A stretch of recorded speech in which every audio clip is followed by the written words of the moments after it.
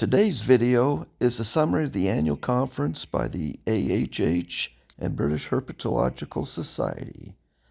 I got up in the morning, had breakfast, and let's meet some members. Okay, you're on.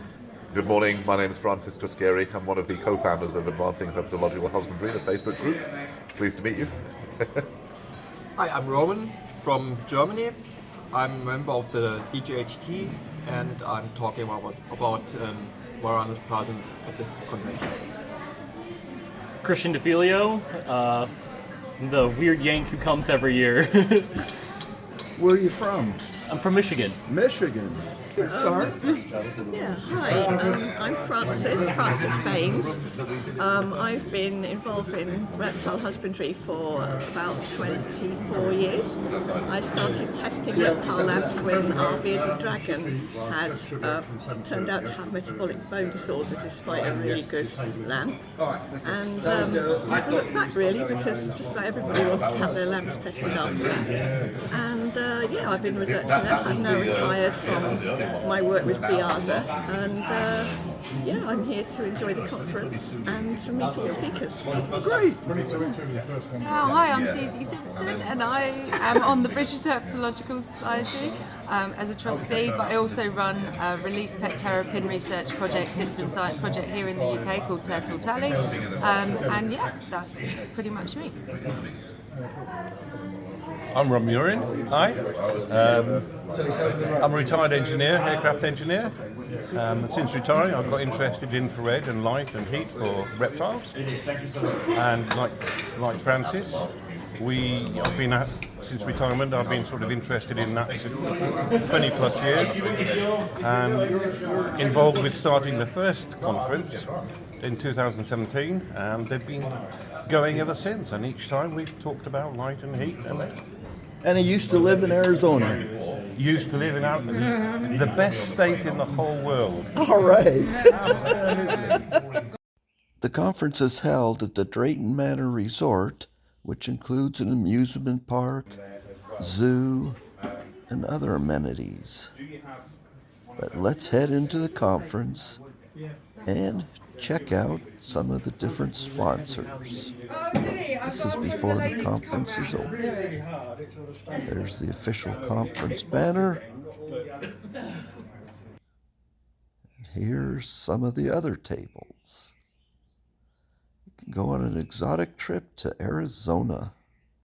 BHS puts out the Herpetological Journal and is committed to education, captive breeding, research, and conservation, and the talks this year are geared towards diet. Chris Mitchell, the head of zoo operations for Drayton Manor Resort, did the welcome to the conference and introduction, and then later in the day led us on a tour of the zoo.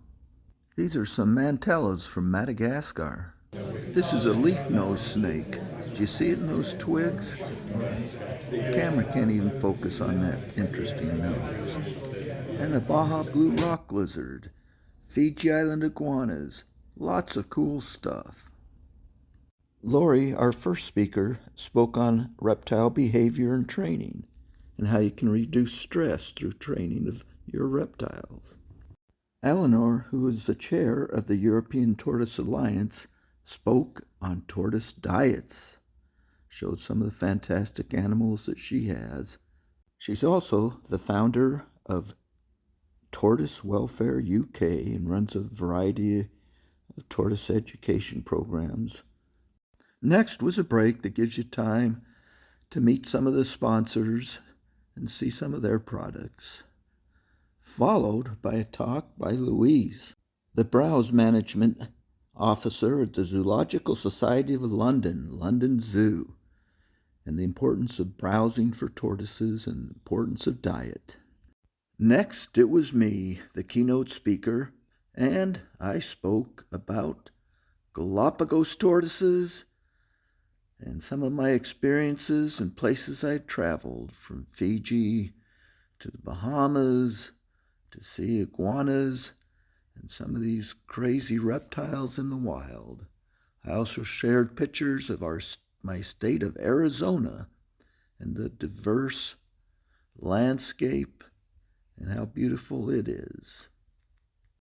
I shared my experiences of raising 2 hatchlings up to adulthood, finding a male to breed with them, and the experience when I first produced Galapagos tortoise hatchlings. I shared both the good and the bad, and how excited I was when I got my first hatchlings, pictures of how I keep the tortoises, and I also talked a little bit about the Galapagos Islands themselves. After I finished talking, it was the lunch break, so we had a chance to visit some of the vendor booths, see some of the sponsors, and then we went and ate a great lunch. Following lunch, it was our next speaker, Ben Tapley, The Secret Life of Reptiles and Amphibians, and something new at the ZSL, London Zoo. So he gave a great talk, followed by Chris Mitchell again, who spoke a little bit about zoos and how they work. And then we had our tour of the Drayton Manor Zoo. And I felt right at home with chuckawallas, collared lizards, desert iguanas, and yes, even Gila monsters. I found it interesting to hear about all the new laws and regulations being implemented in various countries regarding keeping and maintaining reptiles. Well, in the U.S., the laws typically apply to invasive species and reptiles, animals that could cause injury to humans.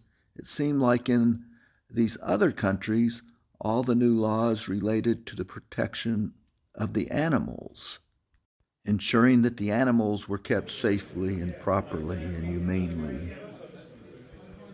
Here we show a beaded lizard, one of the 2 traditionally recognized venomous reptiles, along with the Gila monster we showed earlier. But great exhibits at the Drayton Manor Resort. Oliver White from Germany then spoke about some of the legislative issues there and how they're trying to be proactive and had provided classes and training for animal owners at different levels so they can pass an exam to demonstrate their competency and expertise in maintaining reptiles. Following that, it was time for the conference dinner, where I would be the speaker again, and this time I spoke on 2 topics. One, cyclura and breeding the rhinoceros iguanas, and then on leopard tortoises, and specifically the giant Ethiopian leopard tortoise.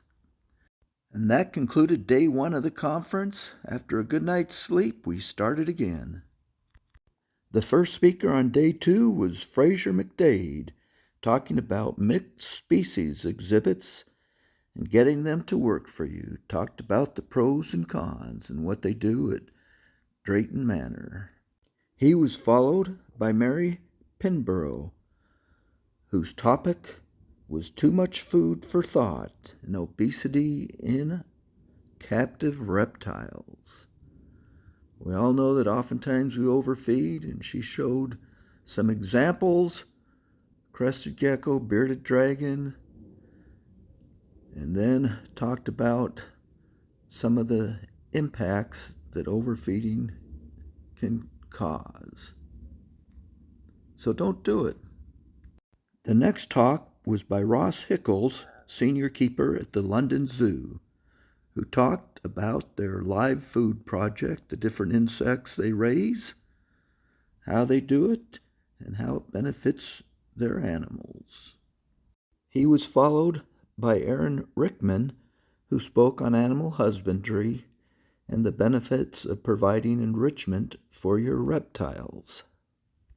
Her talk was followed by a panel discussion and a video on the legislative landscape. It talked about blacklist and whitelist. And this is an example of a whitelist, the only reptiles allowed. This was followed by lunch. After lunch, Roman talked about the husbandry of the green tree monitor. Following this presentation, Eve Carter with the Dudley Zoo talked about feeder insects, gut loading, and a comparison of diets and nutritional impacts. Which is better, dusting or gut loading? Lots of great information, and following her, Frances talked about you are what you eat and a novel feeding technique for snakes. Great presentation, great conference, and I hope you enjoyed this little overview of the conference. Take care and have a great day.